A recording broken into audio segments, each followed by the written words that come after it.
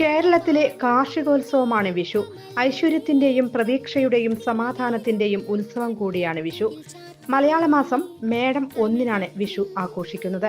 വിഷുക്കാലമായാൽ കണിക്കൊന്നകൾ നാടാകെ പൂത്തുലയും. വിഷുപക്ഷികൾ കിഴക്കേ വാവിലകൾ മുഴക്കും. പാടത്തും പറമ്പിലും കണി കാണാനുള്ള വെള്ളരികൾ വിളയും. കർഷകർ പാടം ഉഴുത് വിത്തിറക്കുന്ന സമയം കൂടിയാണിത്. ഓണം കഴിഞ്ഞാൽ മലയാളികളുടെ ഏറ്റവും വലിയ ആഘോഷം കൂടിയാണ് വിഷു. പണ്ട് വിഷുക്കഞ്ഞിക്കായിരുന്നു പ്രധാനം. എന്നാൽ ഇപ്പോൾ എല്ലാ വീടുകളിലും വിഷുസദ്യയുണ്ടാകും. വിഷുക്കണി ഒരുക്കുക, വിഷുക്കണി കാണുക, കൈനീട്ടം കൊടുക്കുക, പടക്കം പൊട്ടിക്കുക എന്നതൊക്കെയാണ് വിഷുവിന്റെ ചടങ്ങുകൾ. മലയാളികളുടെ വർഷാരംഭമായി വിഷുവിനെ കണക്കാക്കുന്നു.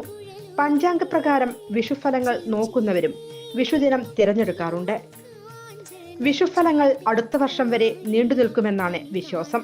ഗുരുവായൂരിൽ വിഷുക്കണി കാണുന്നതും ശ്രീകൃഷ്ണനെ തൊഴുതു വണങ്ങുന്നതിനുമായി വിഷുദിനത്തിൽ നിരവധി ഭക്തർ എത്തുന്നതും പതിവാണ്. ശബരിമലയിലും വിഷു ദർശനത്തിനായി ഭക്തർ എത്തുന്നത് പതിവാണ്. വീണ്ടും ഒരു വിഷുക്കാലം കൂടി വന്നെത്തി.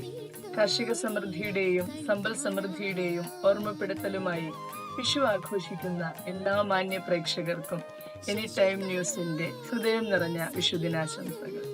കൂടുതൽ വാർത്തകൾക്ക് ഞങ്ങളുടെ ചാനൽ സബ്സ്ക്രൈബ് ചെയ്യുക. ഫേസ്ബുക്ക് ഫോളോ അപ്പ് ചെയ്യുക. വാർത്തകൾ വേഗത്തിലറിയാൻ എനി ടൈം ന്യൂസ്.